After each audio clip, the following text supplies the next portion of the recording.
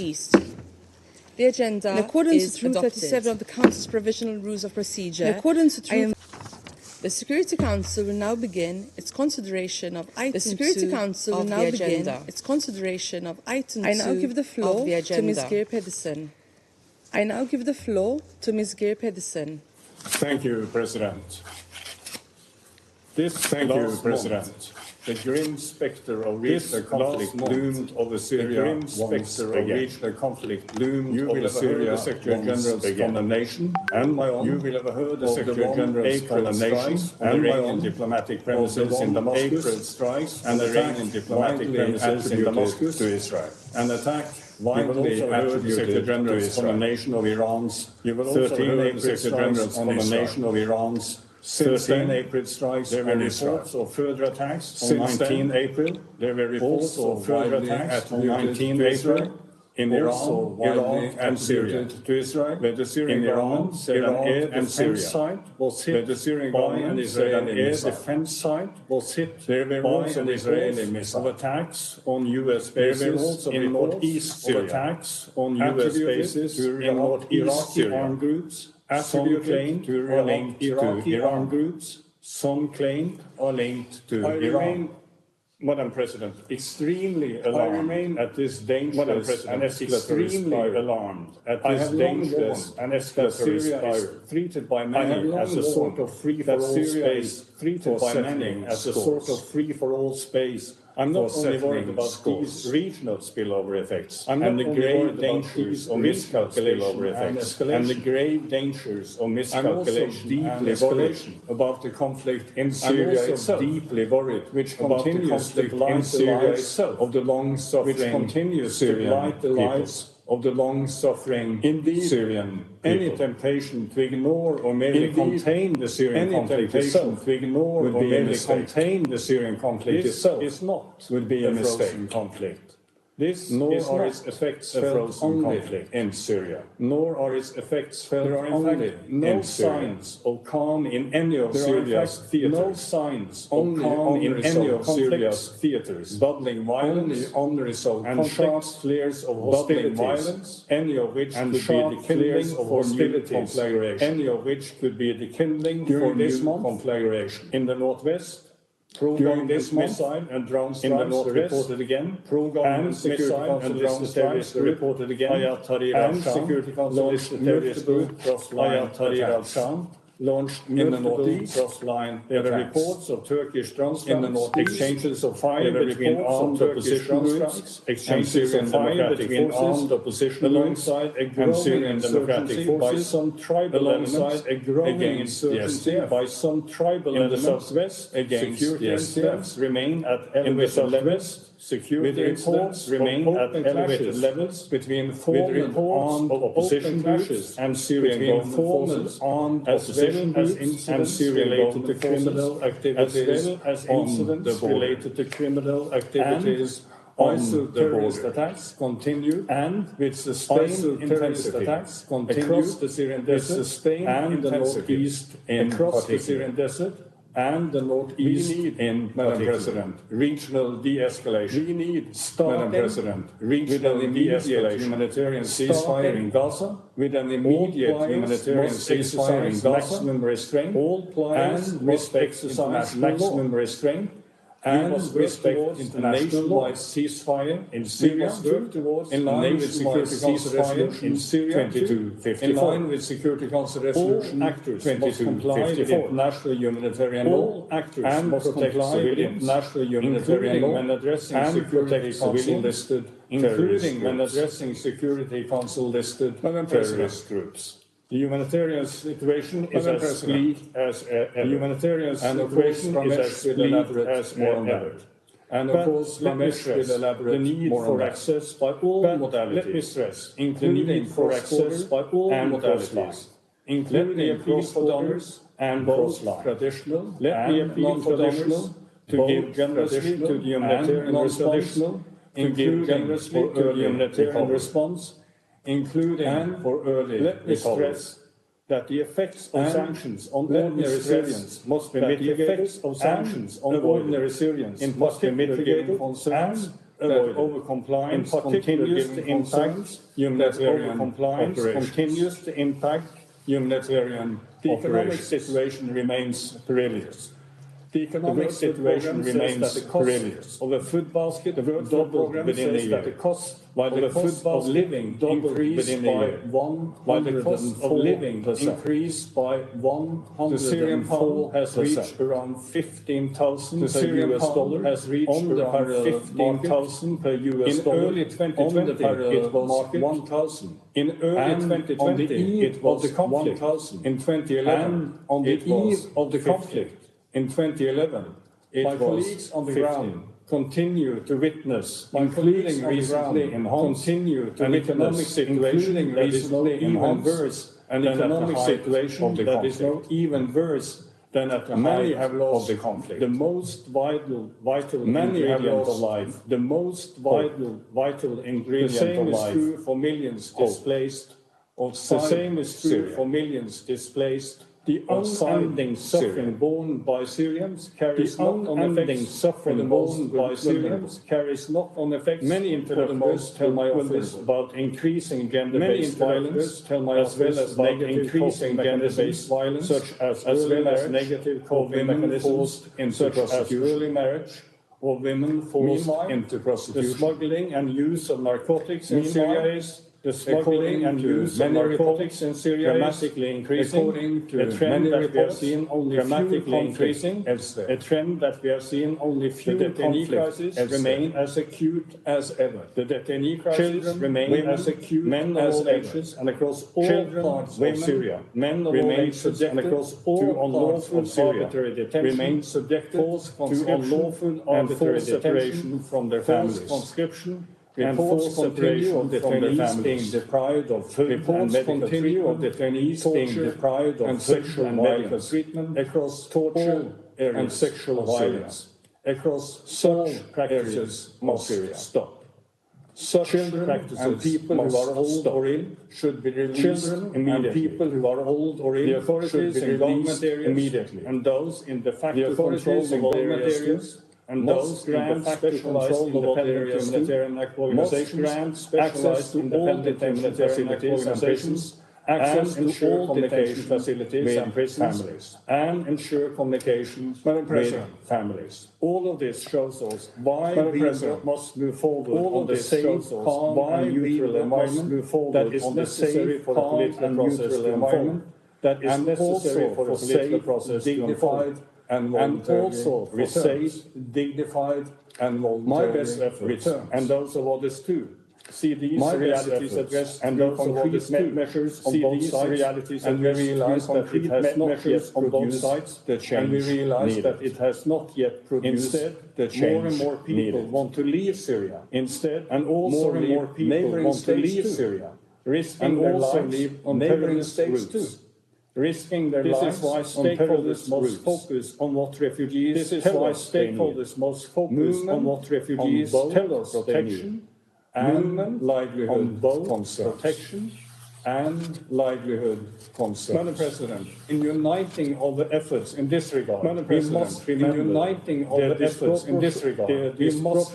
the burden that neighboring states continue to carry, and the risk that Syrian refugees can sometimes face, and the risk that Syrian refugees can sometimes face, and social stress, conditions of political, economic, and social stress, and dignity for Syrian refugees wherever they are, protection, while dignity for Syrian refugees wherever they are, for safe, while working dignified in place conditions for safe, dignified, and voluntary return. Madam President, a mix of de-escalation, containment, and humanitarian assistance,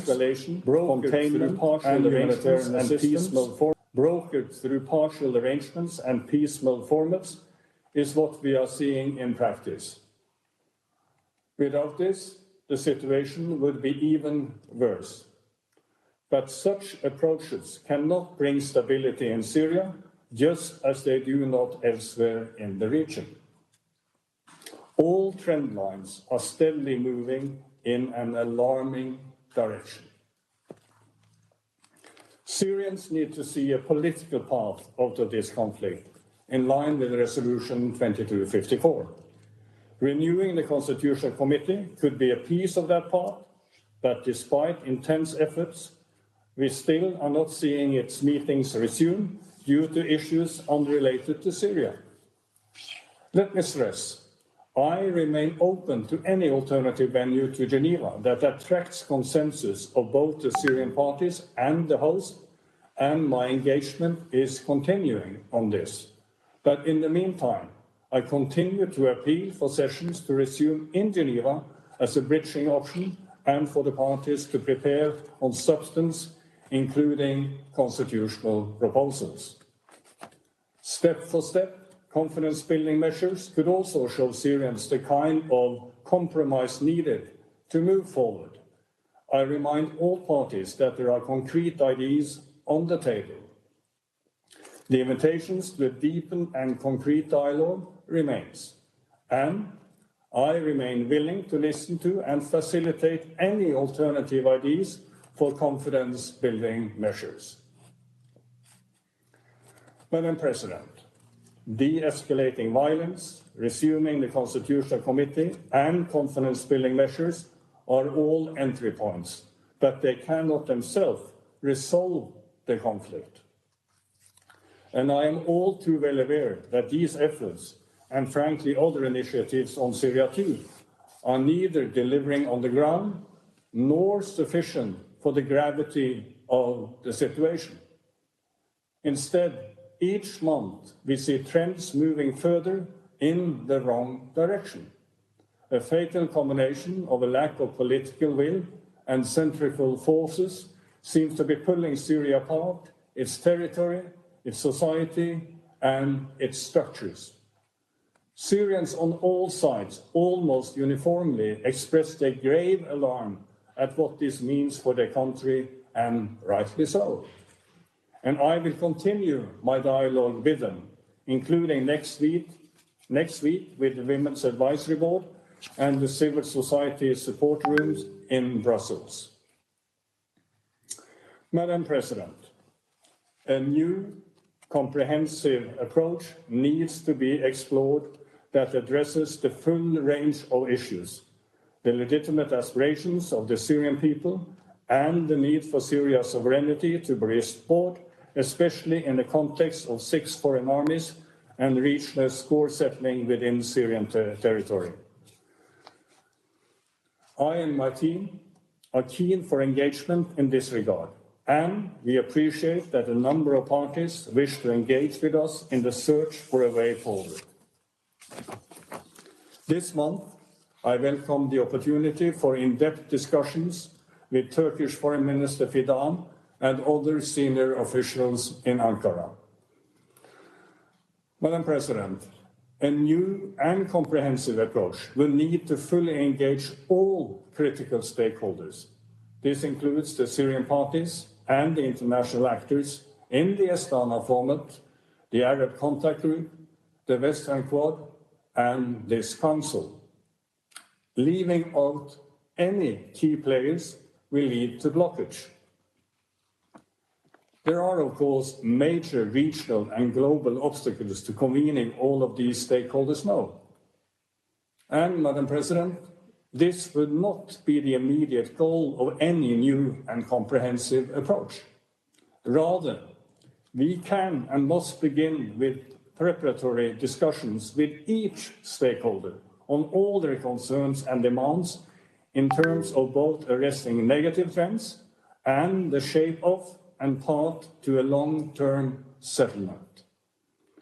We must prepare for work across a range of interlinked and phased tracks and prepare for a time when it would be possible to put those ideas into diplomatic action. The time will, indeed it must, come when diplomacy could reassert itself. And we can help bring that day closer and be ready for it. Syrians and the international community at large must be able to see a vision of what a realistic, sustainable, and inclusive peace could look like, and the path to achieve it, to realize implementation of Security Council Resolution 2254. Madam President, This is indeed a daunting task, but it is one that we must attempt. The depth of the crisis in Syria calls for nothing less. Thank you. I thank Mr. Pedersen for his briefing. I now give the floor to Mr. Ramesh Rajashingam. Thank you, Madam President. Events in recent weeks, as Gia has just highlighted, have provided a stark warning of how real the threat is of an expansion of conflict in the region. And this would have devastating, unthinkable implications for the people of Syria. As we have informed this Council repeatedly, humanitarian needs in Syria are already at a record level and continue to accumulate by the day. At the same time, our ability to help alleviate them grows ever more constrained by serious shortfalls in resources. In the past month, civilians have been killed and injured in a range of attacks across the country. In multiple incidents, children were among those killed. And nor have humanitarian workers been spared. On 26 March, a member of the World Health Organization team providing water and sanitation assistance in Deir ez-Zor was killed when an airstrike hit his building. Madam President, earlier this month, we marked the International Day for Mine Awareness and Assistance in Mine Action. For Syria, it was an important reminder that an estimated 1/3 of communities across the country are affected by explosive remnants of war, and agricultural land is particularly impacted, with significant consequences for food production and livelihoods. We continue to receive irregular reports of civilians being killed or injured by explosive ordnance in communities across Syria. Indeed, last year, there were more civilian casualties from landmines, explosive remnants of war, and improvised explosive devices reported in Syria than in any other country. And again, tragically, children are too often the victims. Landmines and explosive remnants of war also make the work of humanitarian organizations much more difficult. In more than half of all sub-districts across Syria, the presence of unexploded ordnance is considered a major impediment to the safe delivery of humanitarian assistance. As we have stressed repeatedly, all parties to the conflict must respect international humanitarian law. This includes taking constant care to spare civilians and civilian objects, including humanitarian personnel and their assets, in the course of military operations. Years of conflict have also rendered the people of Syria particularly vulnerable to climate shocks, which remain a persistent threat. In the past month, heavy flooding at several displacement sites in Idlib and northern Aleppo affected more than 15,000 people in the space of 2 days. As we approach the summer months, the risk of drought, cholera, and other health risks will increase. The prevalence of heat waves will further stretch already limited water and sanitation services. This will in turn increase sexual and reproductive health and protection risks for women and adolescent girls, who tend to be exposed to high levels of gender-based violence due to lack of privacy and at around sanitation facilities, and the need to venture further to retrieve water. Madam President, the UN and our humanitarian partners continue to provide critical assistance to millions of people across Syria. But as we have warned repeatedly, our ability to deliver is steadily being eroded by alarming reductions in funding. We have already had to make extremely difficult decisions on prioritizing life-saving assistance for the most vulnerable, targeting 10.8 million people out of a total of 16.7 million in need. In 2024, this year, we are appealing for $4 billion in funding, a significant reduction from 2023 despite an increase in needs. Unfortunately, many of these people are likely to go without vital assistance. If current levels of underfunding persist, hundreds of medical facilities and mobile health teams are at risk of closure in the coming months, affecting access to life-saving care for millions of people, including urgently needed maternal, sexual, and reproductive care for 4.1 million women and girls of reproductive age. More than 1.8 million people will not get the safe water they need in the next 2 months to avoid increased health risks in the coming summer. millions of people in moderate food insecurity risk going without any assistance, threatening further increases in the number of severely food insecure people. And many of the 500,000 children with acute malnutrition could miss out on life-saving treatment this year. And without more resources, efforts to survey and clear landmines and other explosive ordnance will not meet the scale of the challenge I described earlier. Funding for assistance to Palestine refugees affected by the Syria crisis has also fallen dramatically in the past year.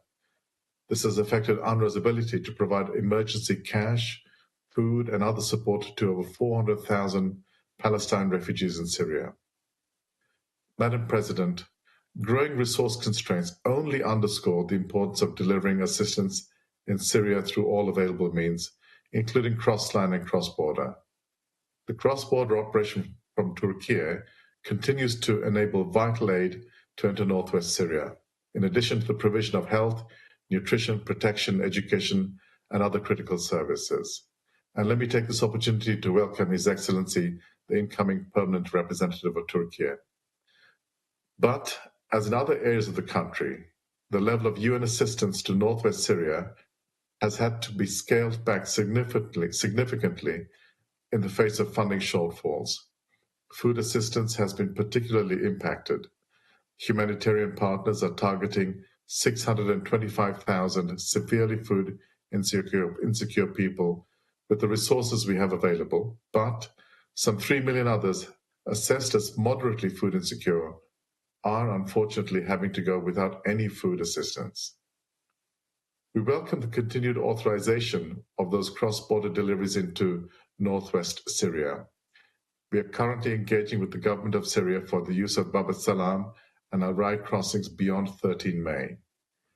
We also continue to engage relevant actors on expanding the delivery of cross-line assistance throughout Syria, including into the northwest. We urge all parties to facilitate such access. Madam President, our calls for Syria are not new, but they do bear repeating. We need respect for international humanitarian law, including the protection of civilians and unhindered humanitarian access, including cross-line and cross-border. We urgently need the resources to allow us to continue providing critical assistance to millions of people who desperately need it. And finally, we yet again join Mr. Pedersen in calling all parties to renew their commitment to a political solution to end the conflict, without which we cannot end this humanitarian crisis and allow the people of Syria the opportunities they so desperately want. Thank you. I thank Mr. Raza Singham for his briefing. I now give the floor to Ms. Helen Hayford. Madam President, we would like to thank the delegation of the Republic of Malta for facilitating our contribution to this discussion, and also would like to extend our sincere appreciation for the previous briefers for their comprehensive note. Maltese International is the worldwide relief agency of the Sovereign Order of Malta. The order, established in Jerusalem almost 1,000 years ago, enjoys sui generis status as an international sovereign entity, and we utilize our global commitment in providing humanitarian aid in over 120 countries. Maltese International delivers medical support and relief services in areas of the world that experience natural disaster, war, and related conflict. As of today, we are conducting operations in 34 countries and have been serving the Syrian people for over a decade. We are reminded of Security Council Resolution 2254 and its call for all parties engaged in the Syrian conflict to immediately allow humanitarian agencies rapid, safe, and unhindered access throughout Syria by most direct routes and allow immediate humanitarian assistance to reach all people in need. In the intervening decade, while many aid agencies and humanitarian bodies have provided an incredible range of services to the Syrian people, in the words of Secretary General Antonio Guterres, today more people than at any point in the war, 3 out of every 4 need humanitarian aid.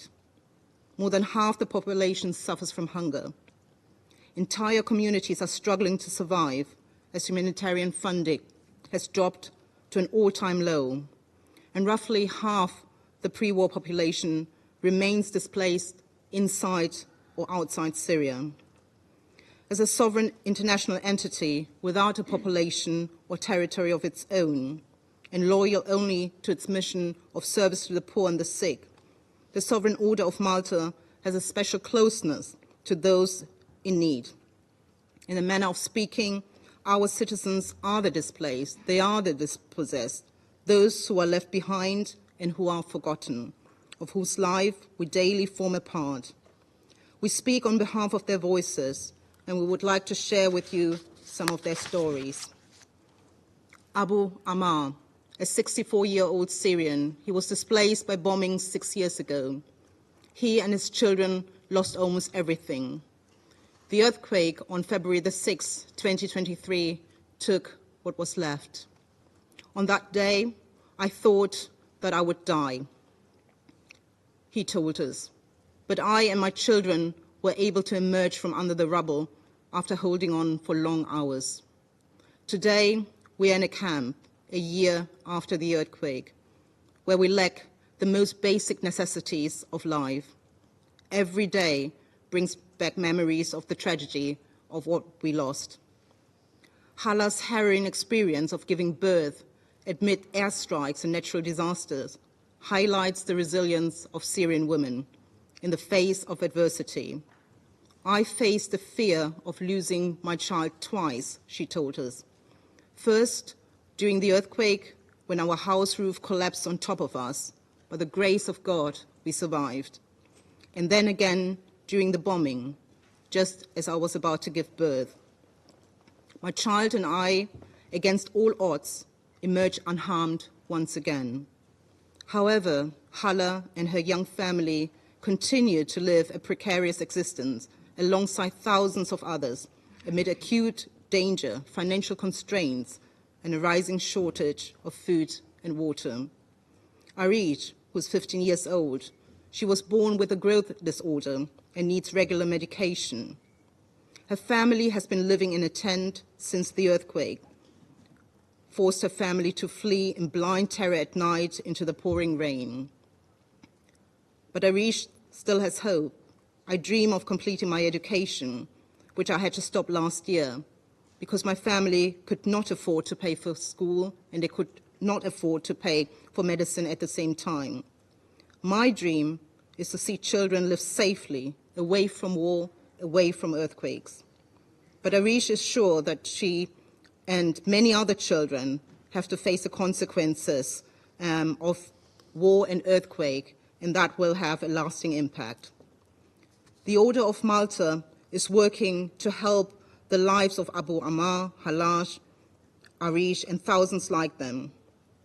We are committed to deliver essential healthcare, emergency water, sanitation and hygiene services, and livelihood opportunities, working closely with local and international NGOs in order to ensure that we foster local capacity and civil society actions to really make what we do sustainable. We are also committed to protecting what Pope Francis, in a recent declaration, referred to as the infinite dignity, inalienably grounded in his or her very being, which prevails in and beyond every circumstance, every state or situation a person may ever encounter. Up until now, the Sovereign Order of Malta's efforts have directly benefited more than 250,000 Syrians, with 33,000 patients receiving treatment in our supported healthcare facilities. We have a holistic view to health, and therefore we also facilitated more than 50,000 mental health and psychosocial support sessions. But faced with the persistent level of need, our efforts really remain a mere drop in the ocean. Sustained humanitarian support is essential, but humanitarian actors also need to be able to do their work as conflict escalates once again. The Syria INGO Regional Forum note that over 16,000 conflict-related incidents reported by NGOs in the past 9 months alone, an increase by 33%. The increasing frequency of attacks, including airstrikes in densely populated areas, threatens the lives of civilians and humanitarian workers. The innocent are being punished time and time again, to the point that for some, human dignity is really nothing more than a word. We would like to call strongly for a reaffirmation of the commitment by all powers and forces operating in Syria to uphold international humanitarian law while ensuring the protection of civilians. Urgent action is needed to de-escalate violence, facilitate humanitarian access, and protect vulnerable populations, particularly women, children, and persons with disabilities. In the face of mounting challenges, we call on the international community to increase its effort to support humanitarian organizations on the ground and provide adequate funding to meet the growing needs of affected populations. Donors must fulfill their commitments to support early recovery and resilience-building programming, recognizing the importance of addressing medium to long-term needs alongside emergency assistance. Localization efforts should be prioritized with increased support for local organizations to really deliver effective and relevant interventions. We are encouraged by signs that the world is beginning to pay attention to Syria once again. The nation's recent readmission to the Arab League should hopefully be a positive augur, as nations in the region commit themselves to policies aimed at alleviating suffering while helping damaged persons to rebuild their lives. Socioeconomic support must be directed towards those who need it most. This might be part of a coherent policy approach by the international community to foster local agricultural development and the rebuilding of infrastructure in order to improve people's lives, rebuild trust, and give hope to a more positive future. The humanitarian crisis in Syria demands our unwavering attention and collective action. We must stand in solidarity with people in need and work towards a peaceful resolution of the conflict. Let us heed the voices of those affected by the crisis and redouble our efforts to alleviate their suffering and restore hope for a better future. There are glimmers of light in Syria. Let us hope that they are not extinguished again. Thank you, Madam President. I thank Ms. Hayward for her briefing. I now give the floor to those council members who wish to make statements. I give the floor to the representative of Switzerland. Thank you, Madam President. I'd like to begin by thanking Special Envoy Geir Pedersen, OCHA Director for Coordination Ramesh Rajasingham, and Helen Hayford from Malteser International for their briefings. I think that all of you have underscored the enormous suffering of the Syrian people, which must be brought to an end. I would like to thank them for their commitment to restore some ray of hope. I also welcome representatives from the region, and in particular welcome the representative of Turkey. Madam President, Switzerland is deeply concerned by the spiral of violence in the Middle East, a region on the precipice of disaster, as the Secretary-General rightly notes. On a number of occasions we have expressed our viewpoints on recent attacks. Today I would underscore the imperative for regionalization of the conflict in the Middle East and its current extension into Syria be contained. There is an urgent need to work towards de-escalation. I would like to make a few comments on political aspects. 13 years of conflict have already ravaged Syria. In order to prevent any further escalation, we call on all those involved militarily in Syria or those who exert influence on the parties to the conflict to commit to a ceasefire throughout the Syrian territory in accordance with and as requested in Resolution 2255. We recall that civilian populations and infrastructures must be protected under international law, in particular IHL and human rights law, in every circumstance. On this point, Switzerland supports all the efforts of the Special Envoy in coordination with Syria and countries of the region to resume a credible and viable political process in accordance with Resolution 2254. Inside and outside the country, the appeal of the Syrian civil society must also be heeded. Many Syrians, particularly young women, citizens, refugees, and local political representatives, are demanding their right to full, equal, and meaningful participation in decisions affecting their future. This same civil society has also played a key role, which we welcome, in the creation of the new independent institution for missing persons based in Geneva. Switzerland stresses that the cooperation of all actors with this humanitarian institution will be crucial in finally granting the right to know of relatives of detained and missing persons, regardless of their affiliation, thus paving the way towards reconciliation and lasting political solution in Syria. The crimes carried out since 2011 and the impunity facilitated by the independent impartial mechanism are a sine qua non condition for ensuring lasting peace. Madam President, I would now like to make a few comments about humanitarian issues. The resumption of the political process is also an essential condition for reversing the spiral of humanitarian and economic decline in Syria. The international community has a responsibility to ensure that the conflict and the humanitarian situation in Syria are not forgotten. 16.7 million people, an unprecedented number in Syria, are in need of humanitarian aid, as we have just heard. The country is facing a protracted multidimensional crisis in which economic, social, and natural factors, combined with those linked to the conflict, affecting women and girls disproportionately. 80% of the 2 million displaced people still living in camps in northwest Syria are women and children. Women's and girls' access to humanitarian aid, including food aid, in a safe and sustainable manner remains far too often limited, as revealed in the response to the earthquake in February 2023. In addition, the risks and cases of abuse, violence, and exploitation against women and girls remain particularly high in Syria, while the number of places of refuge, including safe spaces for women and girls, is insufficient. In this context, it is vital to continue to support those involved in protection activities. Humanitarian aid must continue to adopt a gender-sensitive approach in order to alleviate the suffering and preserve the dignity of civilian populations.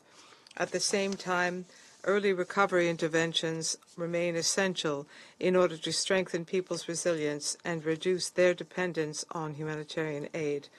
Madam President, given the scale of the needs, it is crucial that the Council keep a close eye on these developments. Humanitarian actors need greater predictability to plan their activities, especially with dwindling resources. Humanitarian access must not be limited in time. In this respect, we welcome the fact that the authorities granted to date various cross-border crossing points and that these authorizations have been extended. We call for them to continue to be used as long as necessary with no time limit. All forms of aid, including cross-border aid and cross-line aid, are crucial.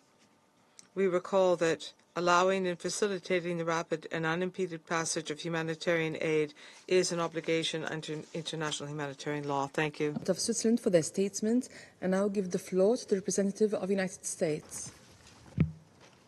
Thank you, Madam President, and thank you to Special Envoy Pedersen, Director Raja Singham, and Ms. Hayford for your briefings. I also wish to welcome the new permanent representative of Turkey to this meeting. Special Envoy Pedersen, we share your frustrations with the stalled effort to achieve a Syria-focused and Syrian-led solution to the conflict by convening the Constitutional Committee in Geneva. We commend your perseverance and creativity in working to bring the parties together, despite Syrian regime and Russian obstructionism. All Council members should support your efforts by calling on the Syrian regime to finally engage in the political process in good faith.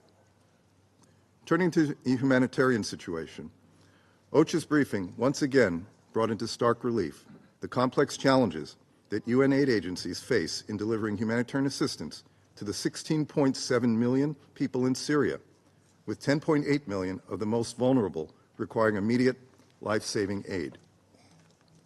These staggering numbers confirm, once again, what the humanitarian assistance community and the Syrian people have been saying for years. Not enough aid is getting to those who need it. The 90-day arrangement with the Syrian regime for UN access through Bab al-Salam and Bab al-Rai crossings expires in a few weeks. These two crossings have provided important capacity and enabled faster, more efficient aid deliveries to communities in need, on top of the vital crossing at Bab al-Hawa. The 6-month arrangement for that crossing expires in July. We have made clear that extending these arrangements at the last minute in increments of mere months is no way to address the daunting scale and persistence of humanitarian needs in Syria. We call once again for access that is guaranteed as long as needs persist. On detentions and missing persons, we welcome the recent funding of the Independent Institution for Missing Persons in Syria, IIMP, under the UN regular budget for the rest of this year, which will help it become operational. It is critical that we ensure this institution has the adequate staffing and resources to start supporting the families who have long deserved answers about their missing loved ones. This is a humanitarian imperative and is a necessary component to build sustainable peace in Syria. Finally, I'd like to reiterate our deep concerns that the Syrian regime has allowed Iranian-aligned militia groups to operate on its territory, while Iran continues to provide these militias with advanced weapon systems, intelligence support, financial aid, and training. Iran's militant proxies and partners only seek to advance their own destabilizing agenda, and it is clear the Syrian people increasingly resent their presence. To prevent further escalation in Syria and neighboring countries, the United States will continue to work with our diplomatic partners toward resolving all the tensions in the region. The Syrian people has suffered for far too long, and their increasingly dire plight demands a robust response from the international community. We must recommit ourselves to providing the necessary funding, political will, and collective action to help Syrians who are in desperate need. Thank you, Madam President. I thank the representative of the United States, and I now give the floor to the representative of the Russian Federation. Madam President, we'd like to thank Special Envoy Geir Pedersen and Mr. Ramesh Rajasingham, OCHA Director of Coordination, as well as Ms. Helen Hayford. Thank you for your briefings. President, the situation in the country hasn't improved for a number of years now. Our Western colleagues, as we know full well, have their own cunning version about the reasons for that. They're not in a position to accept the fact that the Syrian leadership came out victorious out of the tussle with Western-funded terrorists. As a result, our Western colleagues are preventing Syria from getting back on their feet in all sorts of ways. The illegal foreign military presence in the north and south of the country continues, including the U.S. presence in the Trans-Euphrates and the region around Al-Tanf. There are painstaking efforts to ensure no justice exists in the enclave in Idlib, where internationally recognized Hayat Tahrir al-Sham terrorists have set up camp and are flourishing. And yet, in Western capitals, we see complete indifference to the fate of Syrians living in areas controlled by Syria's lawful government. Over 16.7 million are in need of assistance. This is a record number over the period of the crisis. The number of those going hungry over the last 5 years has trebled. Food and basic goods prices grow unabated. We see an acute deficit, an acute shortage of medicines. Although, let me remind you that Syria at one point had its own thriving medicines manufacturing industry. Given the indifference of Western donors, the international humanitarian response is nugatory. This year, the UN plan is only 0.2% funded. That is, out of the $4 billion that was requested, only $8 million has been mobilized.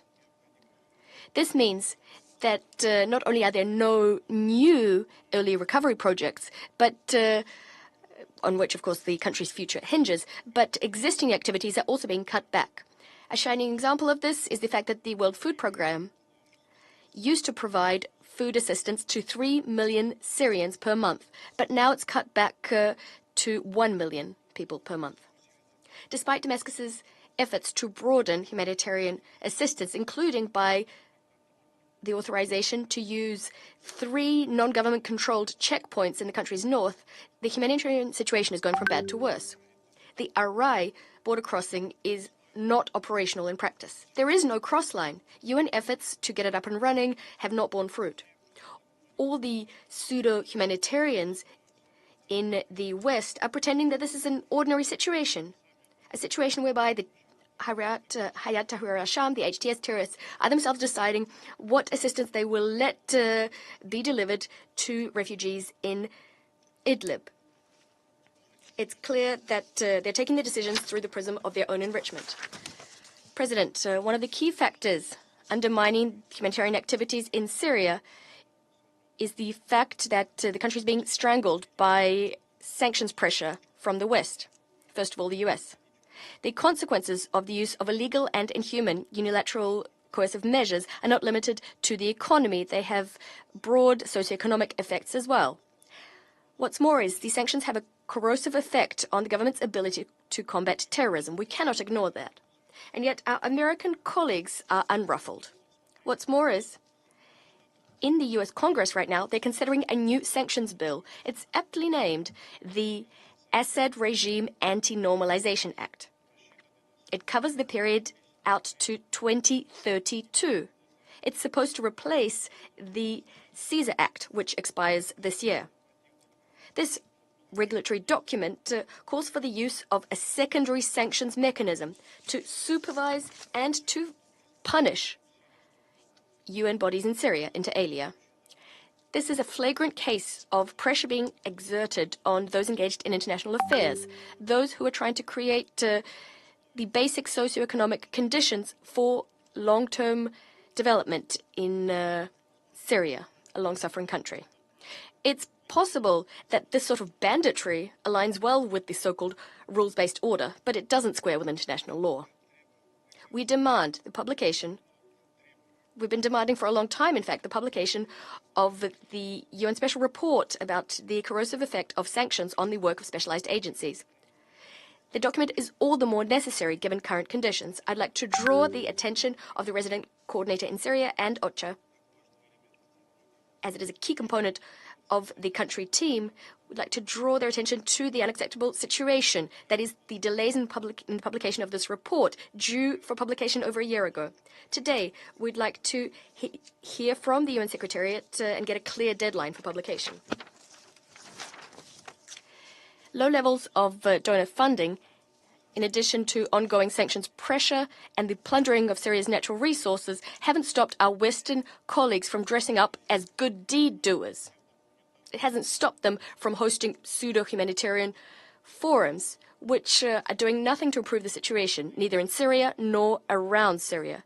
Their main goal is to demonstrate their disdain for the Syrian authorities, as well as to mobilize the resources necessary for holding at bay the flow of refugees, to avoid these refugees flooding Europe yet again. That's all. President, it's important for the Security Council, aside from the illegal foreign military presence in Syria's north, to also focus on another problem. Missile bomb strikes conducted by Israel on various sites in Syria against the backdrop of the unprecedented, in terms of the number of victims, military operation being conducted by Western Jerusalem in the Gaza Strip. That's also something the Council needs to focus on. The most flagrant example of the above occurred on the 1st of April, when an airstrike was conducted by the Israeli armed forces on the Iranian consulate in Damascus. As a result, many died, were injured, the diplomatic site was fully destroyed. The world stood on the brink of a most dangerous escalation. We decisively condemn any attacks. We believe that any attacks on diplomatic and consular premises are completely unacceptable. Their inviolability is guaranteed by the Vienna Conventions of 1961 and 1963. We're extremely disappointed by the fact that the US and their allies haven't found it within themselves to condemn this crime. It would appear that such actions, a condemnation, also doesn't square with the infamous rules-based order which Washington promotes. We are disheartened by the fact that this is not by no means Israel's first strike on the densely populated city of Damascus. This creates serious risks of civilian casualties. Since the start of the escalation in the Palestinian-Israeli conflict zone, the number of Israeli strikes on civilian infrastructure in Syria has grown many times over. In the last month alone, Israeli air forces attacked not only the international airport in Syria's capital, the airport in Aleppo as well. These are the main entry points for humanitarian assistance going into Syria. They also struck Deir al-Zor and Abu Kamal, where the Syrian military continues to doggedly fight terrorist militants. The very same terrorist militants, which our American colleagues, despite their pronouncements, are they're providing patronage to them, in the same way that they're sponsoring the illegal actions of Western Jerusalem. We demand that the Israeli authorities abstain from this nefarious practice, military operations on Syria's territory and the territory of its neighbors, which brings very serious, very dangerous risks across the region, on top of the destabilization that's been occurring for over 6 months now, that is the bloodshed in the Gaza Strip and beyond. President, the Russian Federation has consistently and unswervingly maintained that there is no other game in town. We need to promote a Syrian settlement process with UN support and in strict compliance with Security Council Resolution 2254. At the same time, we understand that what I said about the US and their allies create a highly unfavorable context for intra-Syrian reconciliation. That's why we're convinced that the modalities of international mediation should be rooted in the principles of sovereignty, independence, unity, and the territorial integrity of the Syrian Arab Republic. Syrians themselves should come to an agreement on all outstanding aspects of the future setup of their country without any foreign pressure. The same applies to the selection of a venue for the resumption of the sole platform for direct intra-Syrian dialogue, the Constitutional Committee.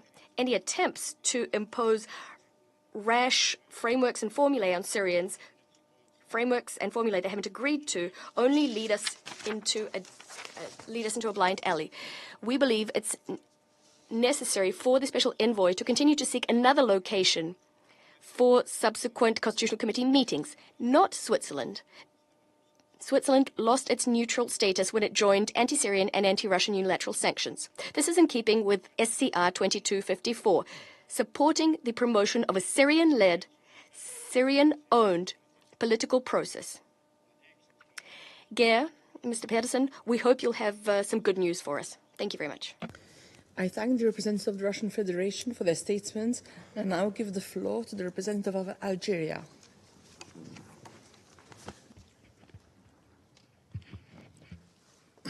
Thank you, Madam President.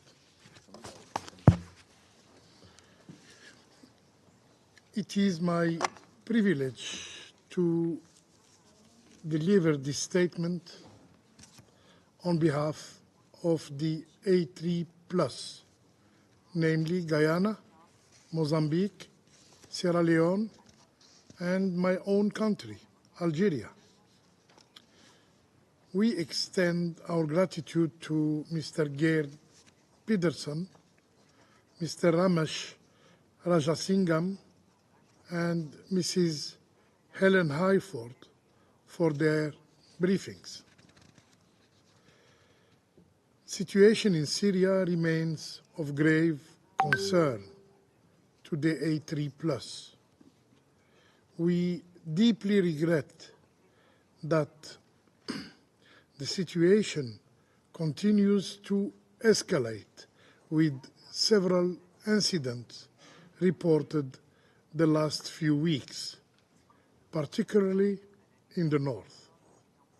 We believe that the situation could deteriorate further without the concerted effort of the relevant parties and the international community. A resumption of hostilities will only perpetuate insecurity and plunge Syria into violence again. This must be avoided at all costs, and it will severely undermine the gain already made. The A3 Plus are also concerned about violation of Syria's sovereignties and condemns such violation, which also undermine regional peace and security. We call for full respect of Syria's sovereignty and territorial integrity. The A3 Plus further calls on all parties to exercise maximum restraint to avoid a regional conflagration. We express our firm belief that the solution to the Syrian crisis is political. It must also be a solution that ensures Syria's sovereignty, unity, independence, and territorial integrity, in accordance with Security Council Resolution 2254, and must be based on an inclusive and Syrian-led political process. We, therefore, call for the early resumption of the Constitutional Committee and appeal to the parties to support the Special Envoy's effort to implement confidence-building measures. The A3 Plus call upon the international community and key stakeholders to play a more constructive role in Syria and to help its people with renewed vigor toward achieving sustainable peace and prosperity. Madam President, as we engage in negotiation on the declaration of future generations, it is important to bear in mind that the decisions we take today will shape future generations in Syria. According to OCHA, children in Syria are experiencing the worst effects of an unparalleled and complex emergency, with 6.3 million of them needing protection services. 1 million additional Syrian children are now at risk of dropping out from school. More than 500,000 are also likely to go unvaccinated, and over 500,000 more urgently require life-saving treatment for acute malnutrition. Are we going to leave them behind? The current situation is likely to further worsen, with hundreds of facilities and mobile medical teams currently under threat of immediate closure due to funding shortages, thereby placing 14.9 million people at risk of interrupted access to health and nutrition services. Such a catastrophic situation will have intergenerational repercussions. We must act swiftly and urgently to avoid a greater humanitarian catastrophe. In this regard, the A3 Plus emphasizes the importance of the cross-border mechanism to deliver humanitarian assistance to Syrians. We look forward to the government's early renewal of the Bab al-Salam and the Rai cross-border point, We also stress the need to make full use of all existing mechanisms, including the cross-line mechanism, in reaching those in need in hard-to-reach areas, while acknowledging the generous contribution of donors to the humanitarian response in Syria.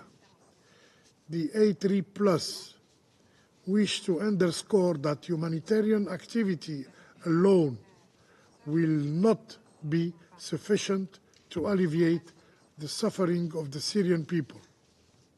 With almost 17 million people in need, over half of whom are women, Syria cannot rely solely on humanitarian assistance, but must also benefit from the provision of other necessary services to promote economic recovery. Syria economy today, after 13 years of deep crisis and the impact of unilateral sanction, is struggling to get back on track and to meet the needs of its population. The A3+ believe that in addition to the humanitarian support being extended to Syria, the international community should also engage with the UN and the Syrian government to invest in the early recovery projects and to support the resumption of economic activity in the affected area. Such an investment will help meet the basic needs of the population in a sustainable manner. Such an investment will create the condition for the safe, dignified, and voluntary return of Syrian refugees abroad and IDPs, and such an investment will reduce the dependence of Syrian population on external support. Finally, Madam President, there is no robust peace without development, and there is no prospect for development without peace. The A3 calls for the Syrians to overcome their differences and to engage in a constructive, Syrian-led and Syrian-owned political process with support from the international community that ensure Syria's unity, sovereignty, independence, and territorial integrity. I thank you. I thank the representative of Algeria for their statement and now give the floor to the representative of China. President, I thank Special Envoy Peterson and Director Raja Singham for their briefings. I listened carefully to the statement by Helen Hayford. China has been a firm supporter for a political solution to the Syrian issue. The international community should continue to promote a Syrian-led and Syrian-owned political process. We welcome Special Envoy Peterson's extensive engagement with all parties in accordance with Council Resolution 2254. We look to the Arab League and relevant regional countries to strengthen communication and cooperation with the Syrian government and to play a constructive role in promoting a political solution. We firmly support the Syrian government in taking the necessary measures to combat terrorism. We call on the international community to observe international law and Security Council resolutions, reject double standards, and combat all terrorism in Syria with zero tolerance. Syria has continued its airstrikes on Syrian territory. China finds this a cause for deep concern, as such acts constitute a grave violation of Syrian sovereignty and territorial integrity. These acts will further push the regional situation to the verge of spiraling out of control. The spillover effect of the current Gaza conflict continue as we speak. All parties must exercise restraint and refrain from actions that exacerbate tensions. Major powers outside the region should play a constructive role in promoting the de-escalation of the regional situation. President, the current humanitarian situation in Syria is very dire. The international community should increase its commitment to providing assistance to Syria and ensure that the early recovery projects throughout Syria receive adequate and non-earmarked funding support. Cross-line humanitarian relief operations have been stalled for some 6 months. Parties with actual control in northwest Syria must show sincerity and work to facilitate positive progress in cross-line relief operations. Unilateral sanctions and the plundering of resources have long impeded Syria's efforts towards economic recovery, social development, and improvement of people's well-being. We urge the countries concerned to immediately cease their unlawful unilateral acts. Foreign forces must immediately end the illegal military presence in Syria. Thank you, President. I thank the representative of China for their statement. I now give the floor to the representative of Japan. Thank you, Madam President. I thank Special Envoy Pedersen, OCHA Director Raja Shingmand, and Ms. Hayford for their valuable briefings. The 13 years conflict in Syria, already one of the world's worst humanitarian disasters, has recently seen a significant increase in violence and hostilities. More than 16 million people depend on humanitarian aid as their lifeline. Millions of children are in dire situation, unable to go to school. Not only with continued humanitarian nightmare, corruption and mismanagement are also rampant. Hundreds of thousands of people have gone missing, and many people have now tragically become involved in terrorism and criminal activities, including illicit drug trafficking, for the sake of their survival. The level of funding to the humanitarian response plan in Syria is at its lowest despite the massive need of $4 billion throughout 2024. Frankly speaking, the international community is beginning to feel aid fatigue in the face of the protracted Syrian crisis with no political solution in sight. Madam President, those who wish for the status quo to continue should recognize that this is not in the interest of the peaceful and stable future of Syria. Japan has sincerely called on the Syrian government to, first, advance the political process in line with Security Council Resolution 2254. Second, create an environment conducive to the return of refugees. And third, cooperate fully with the international community. On our part, Japan has provided various early recovery and resilience assistance with medium to long-term aspects, including our continued support for the rehabilitation of hospitals, schools, and basic infrastructure to help Syrians become more self-reliant.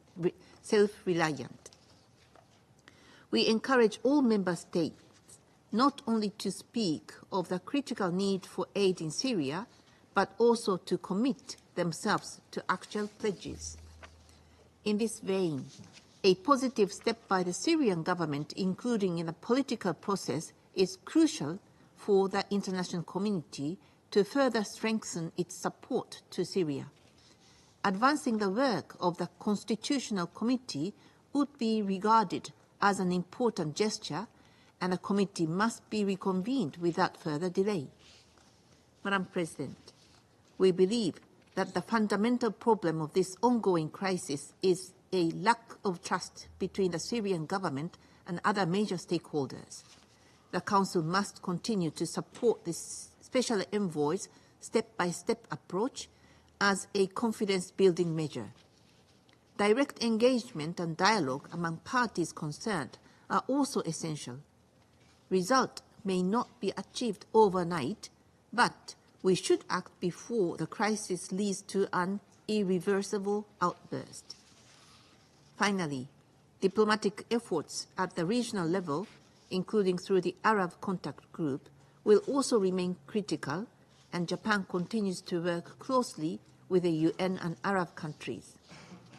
Advancing the political process based on Resolution 2254 is the only way to ensure a sustainable resolution to the Syrian crisis. I thank you, Madam President. I thank the representative of Japan for their statement. I now give the floor to the representative of the United Kingdom. Thank you, President. And I also thank UN Special Envoy Geir Pedersen, OCHA Director Ramesh Rajasingham and Helen Hayford for your briefings today. In response, I'd like to make 3 points. First, with the record 16.7 million Syrians in need of humanitarian assistance, effective and sustainable access is a priority. Cross-border aid is a lifeline for over 4 million of these people. So we reiterate our call for the Assad regime to extend consent for cross-border aid access at Bab al-Salam, Bab al-Rai and Bab al-Hawa, without conditions and without arbitrary time limits, and for as long as humanitarian needs demand. Cross-line assistance is important, but it cannot match the scale of the cross-border operation. Second, women and girls have a critical role to play in Syria's future. It's important that we keep this front and centre of this Council's approach to achieving peace and stability in Syria. This includes supporting the efforts of Syrian women civil society organisations, human rights defenders, and supporting the participation of women in the political process. This is particularly important given the disproportionate impact of the conflict on women, including the challenge of conflict-related sexual violence. The UK's 5-year, $67 million programme Building Local Resilience in Syria is enabling the delivery of 3 groundbreaking programmes supporting women in the labour market and tackling gender-based violence. Third, we remain steadfast in our support of host countries to manage refugee communities and ensure that refugees' rights are protected. These refugees are prevented from returning home by the actions of the Assad regime.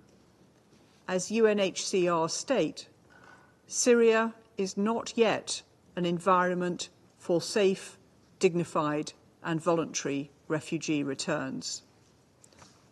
Finally, at a fragile moment in the region, we urge the regime to ensure that Syria does not contribute further to regional instability and to instead refocus their efforts on meaningful engagement towards a political settlement that can guarantee the long-term stability that Syrians deserve, in line with UNSCR 2254. We urge all members of the Constitutional Committee to agree a location and to convene the 9th meeting of the committee as soon as possible to progress this effort. I thank you, President. I thank the representative of the United Kingdom for their statement. I now give the floor to the representative of the Republic of Korea. Thank you, Madam President. I also thank Special Envoy Pedersen, Director Rajasingham, and Ms. Hayford for today's briefings. My delegation takes this opportunity to commend the Special Envoy for his tireless efforts and reiterates our full support for his work to turn a new leaf in Syria. Since our last meeting in March, we have witnessed on 1st April Syria's new involvement into the conflict in the broader region. Subsequent attacks have been continuously involving Syria in many aspects, even if they have not occurred directly in Syrian territory. This instance clearly demonstrates how Syria could be drawn into a broader conflict in the region. However, I also note that Syria still has its own unique dynamics of conflict inside its territory. Therefore, the overall dynamics of Syria can be elaborated in 2 ways. First, it can be impacted by external spillover. Yet second, we should also shed light on the fact that the Syrian issue still has its own internal drivers and elements of conflict which have been relatively out of sight compared to other ongoing catastrophes in the region. As the Special Envoy underlined, conflagration is taking place in the northwest, the northeast, and the south of Syria. ISIL has also continued its terrorist attacks across the Syrian desert and the northeast. The ongoing conflict, laden with volatile internal and external factors, means that any possible clash or any chance of miscalculation could push the situation in Syria itself beyond control. And vice versa, this scenario would pour additional fuel on the pre-existing regional fires. In addition, insecurity by armed conflict or terrorist attacks inherently assuring corresponding economic and humanitarian deterioration, which make the vulnerable, like women and children, more vulnerable. Humanitarian funds for Syria have been continuously decreased, while flooding and heat waves are pushing already fragile communities to the brink. As such, it is vital that we elevate our common efforts to enhance humanitarian funding and broaden humanitarian access in Syria. My delegation echoes other Council members that the cross-border access at Bab al-Salam and al-Sharawi should be extended, and our efforts should be redoubled to expand cross-line deliveries in Syria. The economic situation and social pressures have been increasingly acute as well, as the Special Envoy briefed. And this also requires more funding and resources. It is a vicious circle that we must find an exit from. Our endeavors to transcend this vicious circle should start on the political track in Syria.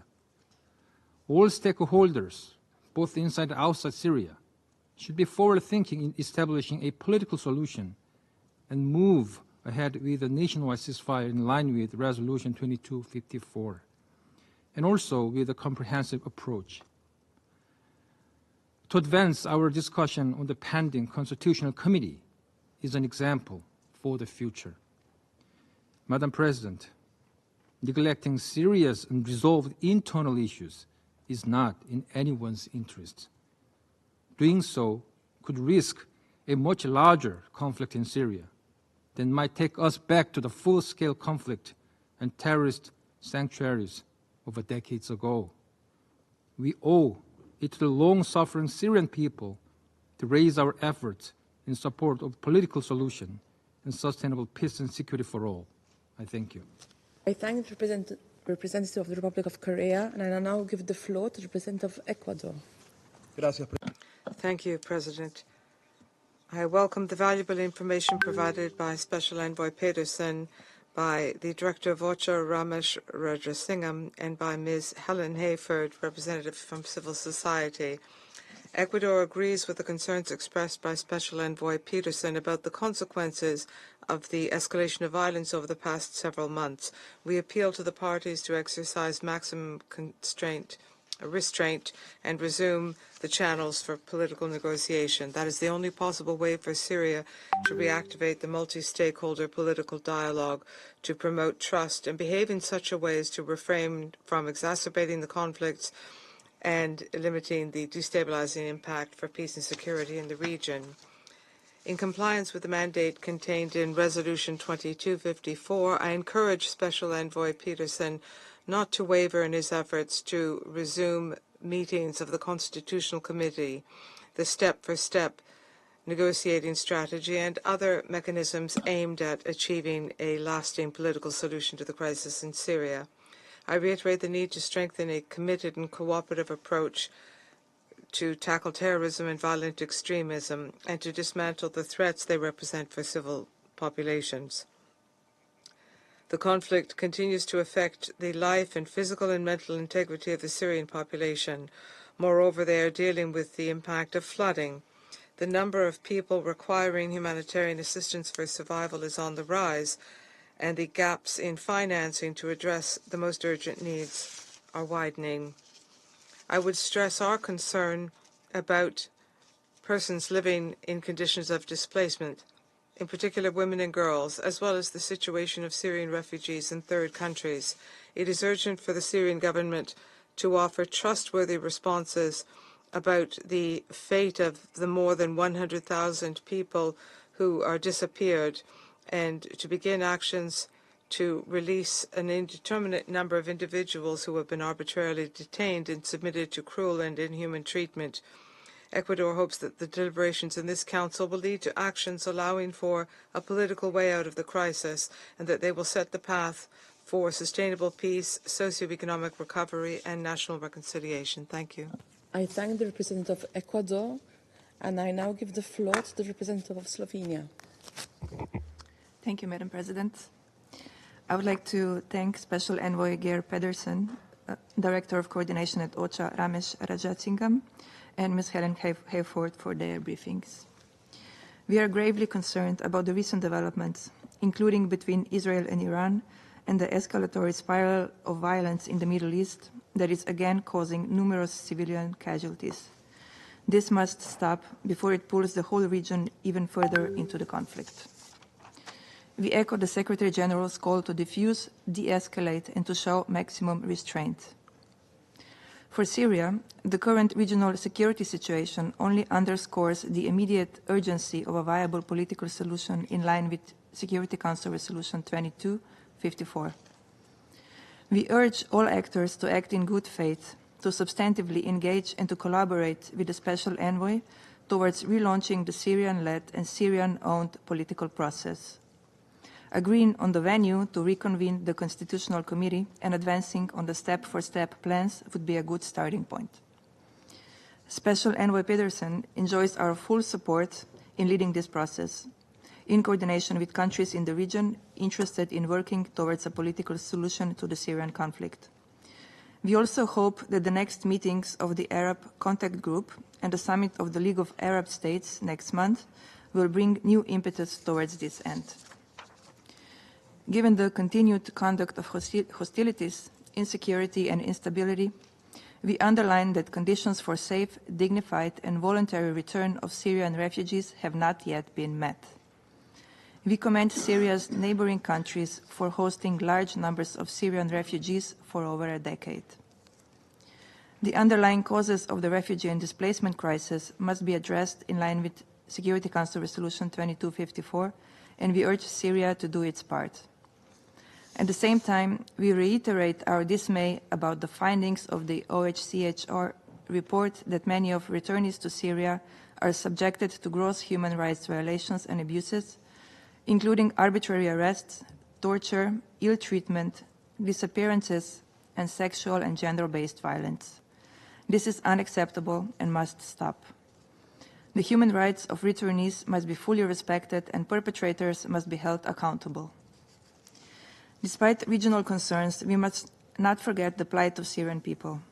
Today, nearly 17 million people are in need of humanitarian assistance. Over the last 13 years, too many Syrians have been displaced from their homes, missed education, struggled with malnutrition, and died from preventable diseases.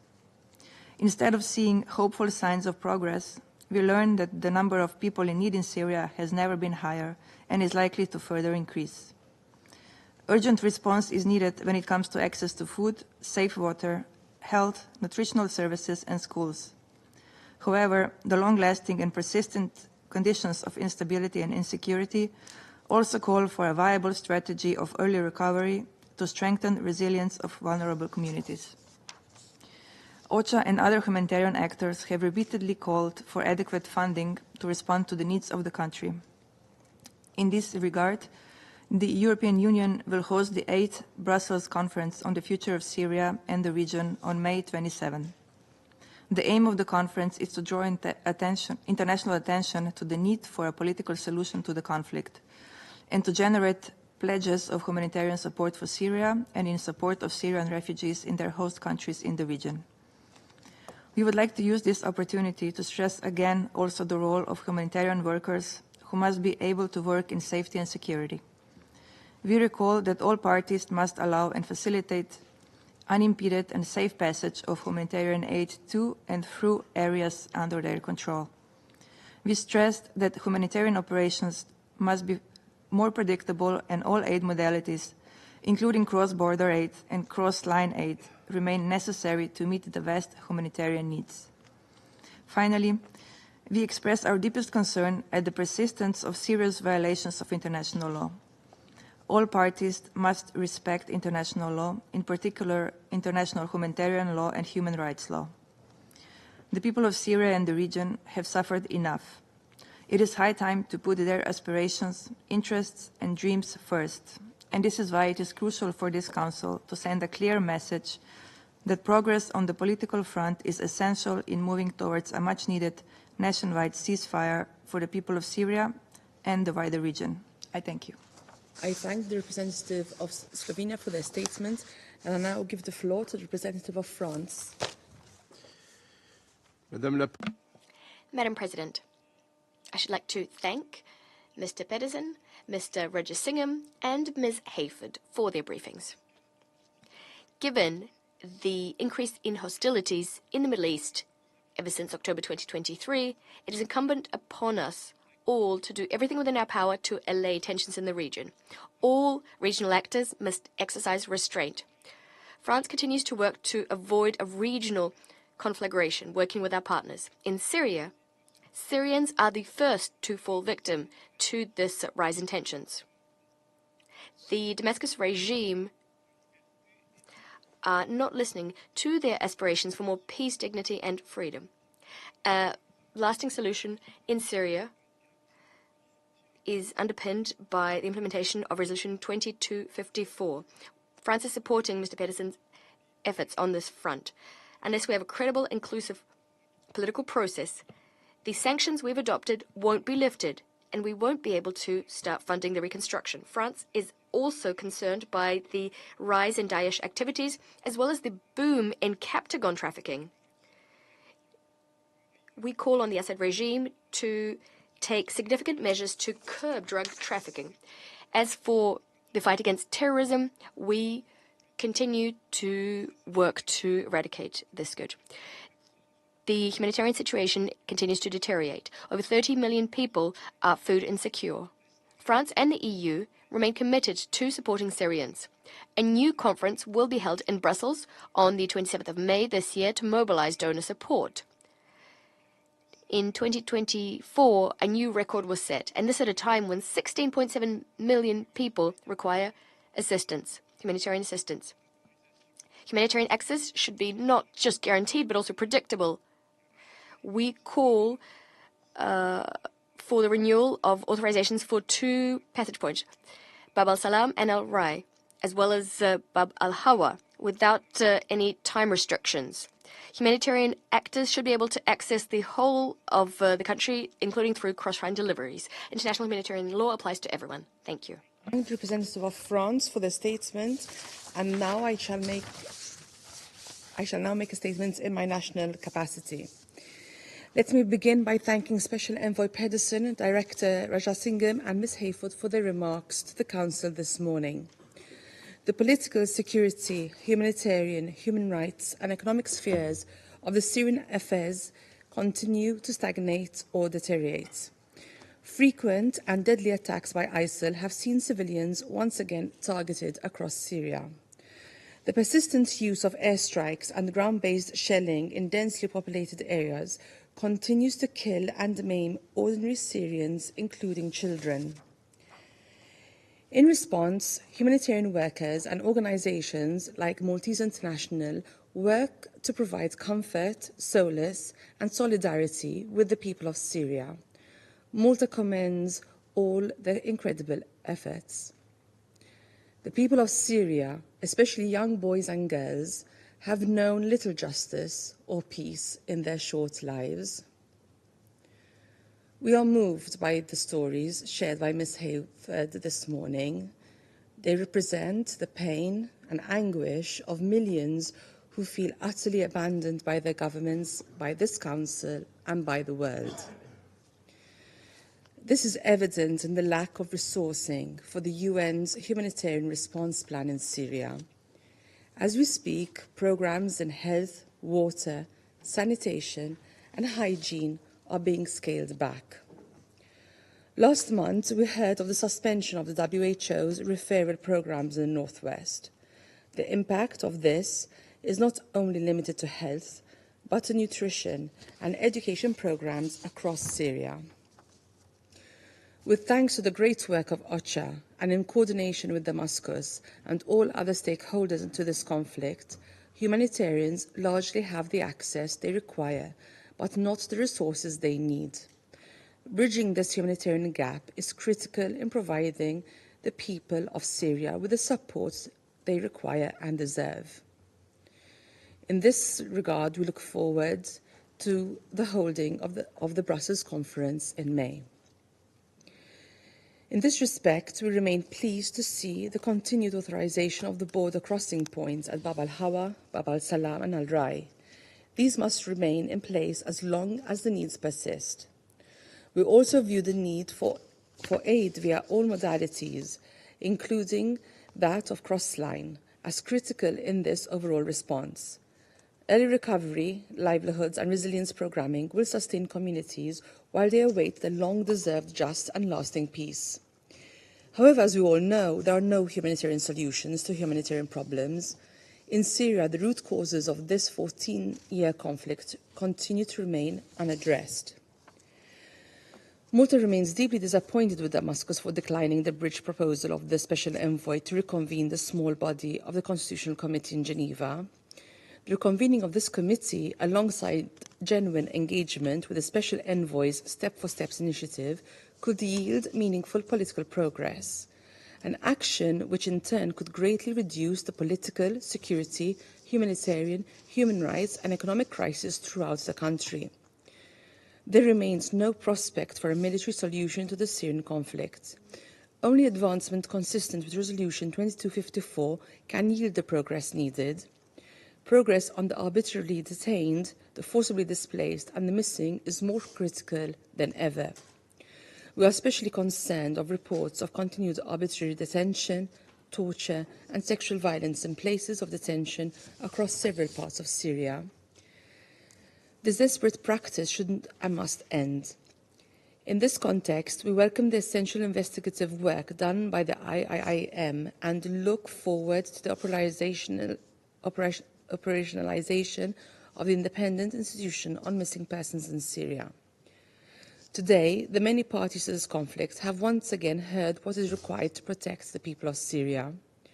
Political progress in line with Resolution 2254, a nationwide ceasefire, and genuine engagement with the Office of the Special Envoy on his Steps-for-Steps initiative. Such actions can reinvigorate the prospects for peace. They can diffuse regional tensions and restore the inherent dignity and futures of the Syrian people. I resume my function as President of the Council. I now give the floor to the representative of the Syrian Arab Republic. Thank you, Madam President. We celebrate today the 79th anniversary of the San Francisco Conference, during which the founding states of the United Nations, including my country, Syria, adopted the UN Charter and entrusted the Security Council with the primary responsibility of maintaining international peace and security, hoping that our collective endeavors in this regard will be swift and effective. But contrary to our common will, the three Western permanent members of the Security Council diverted the Council from its mandate. Thus, the Council remained silent when they or their allies violated international law and the principles and purposes of the Charter. They have used the Council as a platform to target several member states, to alienate them, and to promote baseless accusations, as we have heard repeatedly today from the three Western permanent members. The ongoing barbaric Israeli aggression against the Palestinian people in Gaza for more than 7 months has proved once again the falsehood of these positions. It has proved their hypocrisy when they pretend to care for human rights. It proved that they lack the minimum that qualifies them to contribute in maintaining international peace and security. These states stood by the Israeli occupation entity. They provided it with political, media, and financial support. They opened their weapons warehouses, thus emboldening it to pursue its crimes against the Palestinian people and citizens of other countries of the region in an attempt to escalate the situation in the region and to drag the region to an open regional war. Furthermore, the American administration used the veto right 5 times in a few months to prevent the Security Council from ending the genocide perpetrated by the Israeli occupation and to prevent the full membership of the State of Palestine in the United Nations. The U.S. administration and its allies also prevented the Council from acting to put an end to the repeated Israeli aggressions against the Syrian territories and prevent their recurrence. They even prevented the Council from adopting a press element that condemns the terrorist Israeli attack on the Iranian consulate building in Damascus. The OCHA representative, Mr. Ramesh, told us in his briefing that a humanitarian worker was killed in Deir Zor. But he failed to mention that his killing came as a result of an Israeli aggression, an Israeli bombardment of the Syrian territories, and that his death is similar to the killing by the occupation forces of more than 140 humanitarian workers in Gaza with the support and the arming and funding of the American administration. Madam President, the Syrian government continues to promote and develop the working mechanisms of the different state institutions. In the previous period, a series of high-level dialogues was held with representatives of the different factions of the Syrian society. We have also organized political, economic, cultural, civil, and youth events to consolidate dialogue and participation. A few days ago, Law Number 19 was adopted. It organizes the Ministry of Information and stipulates a series of provisions aiming at developing media work, guaranteeing free media, and promoting the right to freedom of expression. We are also preparing for the constitutional and national elections in view of enhancing the role of the state institutions and to preserve the sovereignty, security, and stability of Syria. In parallel, and despite the existing challenges and the emerging challenges as a result of the Israeli aggressions and the ensuing growing tensions in the region, the Syrian government continues to spare no effort to improve the humanitarian and living conditions of the Syrians, to provide the basic services, provide the needed facilities for the return of the displaced and the refugees.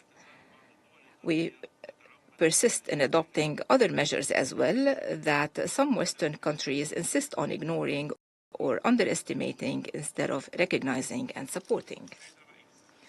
Madam President, the efforts of the Syrian government and its partners, including the United Nations, are confronted with terrorism challenges and the illegitimate presence of US and Turkish forces on parts of the Syrian territories and their destabilizing role.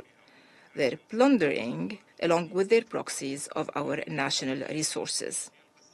In addition to the UCMs that are being imposed by the US administration and the EU, and which exacerbate the suffering of the Syrians, depriving them from basic services. These UCMs increase inflation, poverty, unemployment, and hinder financing development and the implementation of early recovery projects. Syria reaffirms the need to end the illegitimate foreign presence on Syrian territories and calls for an immediate, full, and unconditional lifting of UCMs. We emphasize the need to review the structure of the work of the United Nations in Syria and to limit their mandate and activities to the UN offices in Damascus in full coordination and cooperation with the Syrian government. There is also a need to end the abnormal situation imposed by exceptional conditions that are valid no more, including by closing the Gaziantep office, which represents a political and financial burden for the United Nations. My country, Syria, reiterates its position vis-à-vis the so-called Brussels Conference on supporting the future of Syria and the region. The conference convenes without coordination and without the participation of the main party concerned, which is the Syrian government. We affirm that this conference is but a show organized by some states in order to divert attention away from the devastating consequences of their UCMs, to announce pledges that are never met, and to reiterate discriminatory, politicized positions that run counter to the principles of humanitarian work. Madam President, the Syrian government reaffirms its commitment to a political process that is Syrian-led and Syrian-owned without any external interference in a way that guarantees full respect to Syria's sovereignty and territorial integrity. This is the fundamental principle enshrined in all the UN relevant resolutions. Syria looks forward to the 9th round of the Constitutional Committee, and we call upon the Special Envoy to pursue his efforts in line with the constructive proposal that our national team had submitted. In conclusion, Madam President, the Syrians have celebrated a few days ago, on the 17th of April, the 78th anniversary of the end of French colonialism in Syria. We would like to reaffirm from this rostrum that the grandchildren of those heroes who made the ultimate sacrifice to achieve the independence and preserve the dignity of Syria are determined to protect their nation and defend it against the projects of hegemony and colonialism. They are attached to their free national choices, and they will pursue their struggle to free their territories from Israeli occupation and from all illegitimate foreign presence, as well as from the terrorist militias and organizations. They are determined to rebuild what terrorism has destroyed to build a better future for Syria. Thank you, President. I thank the representative of the Syrian Arab Republic for their statement. I now give the floor to the representative of the Islamic Republic of Iran. Thank you. In the name of God, the compassionate and merciful, Madam President, we thank Mr. Pedersen, the Special Envoy, and Mr. Raja Singham, Director of the Coordinated Division, and for the briefing. We also thank Ms. Helen Hayford for her views. Madam President, the humanitarian situation in Syria remains dire. The Syrian people suffer from profound economic challenges. According to the latest UN report, 16.7 million people, nearly 70% of Syria's population, urgently require humanitarian aid. The current funding level allocated to address the Syrian humanitarian crisis is concerning. The UN report highlights that a total $4.07 billion is imperative to fully implement the Syrian humanitarian response plan. This is required to meet the immediate need, 10.8 million vulnerable individuals among the assessed 16.7 million in need. Madam President, providing immediate aid is crucial. However, it is not a sustainable solution in long term. Affairs must focus on rebuilding critical infrastructure, creating conditions for the safe return of refugees and internally displaced persons, and advancing the political process. Unfortunately, the US and its allies have chosen to turn their eyes blind to the humanitarian situation on the ground and continue to pursue their political agenda in Syria. They are using sanctions as a means to achieve the objective they failed to attain through military or diplomatic channels. Also, they made cynical affairs such as politicizing humanitarian aid and obstructing the return of refugees and displaced persons. Such unlawful actions can serve only to prolong the crisis and worsen the suffering endured by the Syrian population. We call for the immediate lifting of unilateral sanctions. The continuance of such inhuman measures violate the basic human rights of the Syrian people, punish the entire Syrian population, and exacerbate the plight of the most vulnerable segments of society. Madam President, we extend our appreciation to the Syrian government for its collaboration with the United Nations and other international entities, providing essential facilities crucial for delivery of relief and assistance to crisis-affected regions. Any aid mechanism must be implemented in close coordination with the Syrian government, ensuring utmost respect for Syrian sovereignty and territorial integrity. Madam President, we once again strongly condemn the cowardly terrorist attack carried out by the Israeli regime on 1st April 2024 against our diplomatic premises in Damascus. Israeli regime committed a flagrant violation of the United Nations Charter, in particular Article 2 of the UN Charter, international law, and sovereignty, independence, and territorial integrity of the Syrian Arab Republic. It was an egregious violation of the inviolability of representative and diplomatic and consular premises.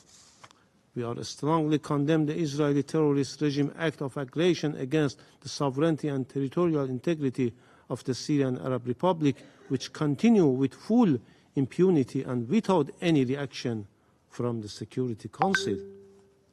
Madam President, Iran is committed to a political resolution of this crisis.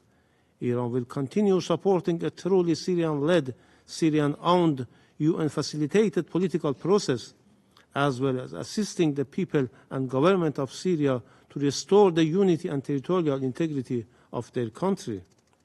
We continue our support of the affairs being conducted by Mr. Peterson, Special Envoy, for resumption of the meeting of the Constitutional Committee as an effective mechanism for advancing the political process. The restoration of Syria's territorial integrity demands relentless efforts to combat all terrorist groups without interruption. In this context, Iran fully supports and assists the Syrian government in its counter-terrorism efforts. It is imperative, however, that the protection of civilians remains paramount throughout counter-terrorism efforts. We reiterate our call for the immediate withdrawal of all U.S. military forces from Syria occupying parts of Syrian territory. The continued illegal presence of U.S. forces in Syria not only violates the sovereignty and territorial integrity of Syria, but also is the main source of the instability and insecurity in Syria, and only provide a space for terrorist groups to solidify their position and perpetrate further atrocities. Madam President, also aligned with the Astana format partners, Iran is committed to working towards long-term and sustainable normalization in and around Syria. It is also of utmost importance to make every possible effort to facilitate the safe and dignified return of Syrian refugees to their homeland and to meet their humanitarian needs. To conclude, Madam President, the only viable way to restore peace and security to the region is for the Security Council to compel the rogue regime of Israel to immediately stop the war and genocide in Gaza, establish an immediate and permanent ceasefire, and put an end to its destabilized activities in the region. I thank you. I thank the representative of the Islamic Republic of Iran for their statement, And I now give the floor to the representative of Turkey. Thank you, Madam President. As this is my first address to the Security Council in my capacity as the permanent representative of Turkey, I would first like to greet distinguished members of the Council and congratulate Malta, you, for steering the works of Council this month.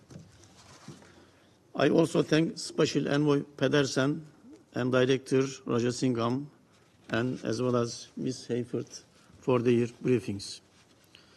We cannot lose sight of the precarious situation in Syria in the 14th year of the conflict. The security, economic, and humanitarian dimensions of the conflict are simultaneously and interconnectedly deteriorating, with no prospect of hope on the horizon. This grim picture has now been further complicated by the dangerous escalation in the region. Syria remains alarmingly exposed to be a battlefield for other hostilities in the Middle East. It is essential that all relevant parties refrain from steps that could lead to a wider conflict. It is essential to keep Syria out of this perilous conflagration. It is also high time to revitalize the political process for the settlement of the Syrian conflict in line with Security Council Resolution 2254. The only path to ending the crisis was through establishing national reconciliation by addressing the root causes of the conflict. We call on the Syrian regime to realistically grasp the vehemence of the conditions surrounding the country and move towards a constructive engagement for a political solution to this conflict, which devastated a whole generation of Syrians. The Constitutional Committee is the only platform bringing the Syrian regime and the opposition together under UN facilitation for a negotiated solution. As such, it should not be blocked over the venue issue, and the 9th round of the committee should be convened without further delay. We continue to support Special Envoy Pedersen's efforts towards this end and its proposal for the venue. No actor should fall into the trap of deceptive comfort created by the current situation on the ground, because it is simply unsustainable for the country itself and also for the region. Millions of Syrians remain scattered around the world, including my country, and further millions displaced within the country. We call them IDPs. Creating necessary conditions for the voluntary, safe, and dignified return of the Syrians must be a part of all efforts to resolve the crisis. All relevant actors must do their part in this regard. Madam President, the PKK, YPG, STF terrorist organizations continue in its efforts to advance a separatist and disruptive agenda in northeast Syria. They constitute the biggest threat to Syria's national territorial integrity and political unity. These terrorist organizations establish institutions based on a so-called social covenant and prepares for the so-called elections. Sheltering and supporting these separatist attempts by PKK, YPG, and its offshoot STF contravene the Security Council resolutions related to terrorism in Syria. As has been repeatedly exposed to date, including in several UN reporting, the PKK, YPG, STF terror organizations first exploit civilian facilities such as schools, hospitals, and water stations, use these facilities as barracks or ammunition depots. And secondly, they directly target civilian facilities, such as its shelling of Azaz Hospital last week. The oppressive and inhuman practices employed by these terrorist organizations against the local population in northeast Syria cause mass reaction and shows that PKK and its extensions do not fit into the fabric of the area. Continued tensions in Deir ez-Zor is a case point to this end. Large-scale violations, torture, and maltreatment in the camps and detention centers controlled by these terrorist organizations in northeastern Syria are also a matter of public record. We repeat once again, PKK-YPG and its separatist terrorist agenda has no place in Syria's future. Madam President, distinguished members, while the number of people in need of humanitarian aid reached almost 17 million this year in Syria, the highest number since the beginning of the conflict, the socio-economic situation continues to further deteriorate. The UN's ability to deliver life-saving cross-border humanitarian assistance is time-bound, short-term, and unpredictable. The ongoing attacks in northwest Syria disrupt humanitarian access and deliveries. Amid these negative trends, there is also a serious gap of humanitarian financing. In other words, all major indicators are deeply worrying. This is the result of 13 years of conflict and the result of the failure to bring a political solution. Therefore, we urgently need a realignment of positions towards finding a comprehensive solution in Syria. Ensuring the uninterrupted flow of humanitarian aid and sufficient funding is a critical part of that comprehensive approach. In this context, we expect the renewal of Bab al-Salam and El Rai border crossings in May, as well as the continued use of Bab al-Hawa beyond July. Cross-border aid deliveries should continue as long as needed.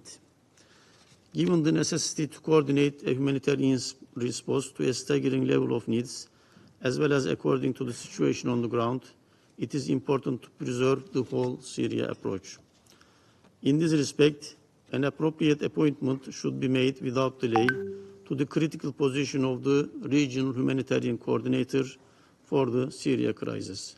Madam President, distinguished members, my country has a special position and special role on this issue, naturally. I also myself served as a career diplomat in Damascus, and I supervised Syrian file in the ministry before coming here. I will be happy to be part of any deliberation in the future with the members of the Council, multilaterally or bilaterally, to serve the purposes of Resolution 2254 for a resolution in Syria. Thank you very much. I thank the representative of Turkey for their statement. The representative of the Syrian Arab Republic has asked for the floor to make a further statement. I give them the floor. Thank you, Madam Chair. Apologies for asking for the floor again. Without further ado, the representative of Turkey has said that he has worked as a career diplomat in Syria, which means that he knows very well that Syria has a government and not a regime, as he said. And that's why, in response to using that nomenclature regime, which we utterly reject, we would like to ask the Turkish regime, Erdogan's regime, to stop supporting terrorism in the northwestern areas of Syria and to stop targeting civilian infrastructure and facilities in northeastern Syria, and to stop blocking the flow of water from the water treatment plant at Al-Alouk that is depriving 1 million people suffering from lack of water services and utilities. Although I do not like this word, quote-unquote, regime, which is against the literature of diplomacy and the United Nations. Some Western countries do prefer to use such a word, but that's their own problem. We have a lot to say about the Turkish role, and we are demanding the request in the language of discourse used in this council. Thank you. I thank the representative of the Syrian Arab Republic. The representative of Turkey has asked for the floor to make a further statement. I give them the floor. Madam President, I will be brief. This conflict in Syria has inflicted a lot of cost on the Turkish people and on Turkey in general. And Turkey is not the reason for this conflict, for the start of this conflict. And on the allegations by the representative of Syria, Turkish delegations and Turkish statements made explained that they are not true. I will not repeat it here. I will not take time of the Council. What is important here is to move forward on the political process, which is now represented by the Constitutional Committee. I urge the representative of Syria to focus on this on the way forward. Thank you. I thank the representative of Turkey for the statement. There are no more names inscribed on the list of speakers. The meeting is adjourned.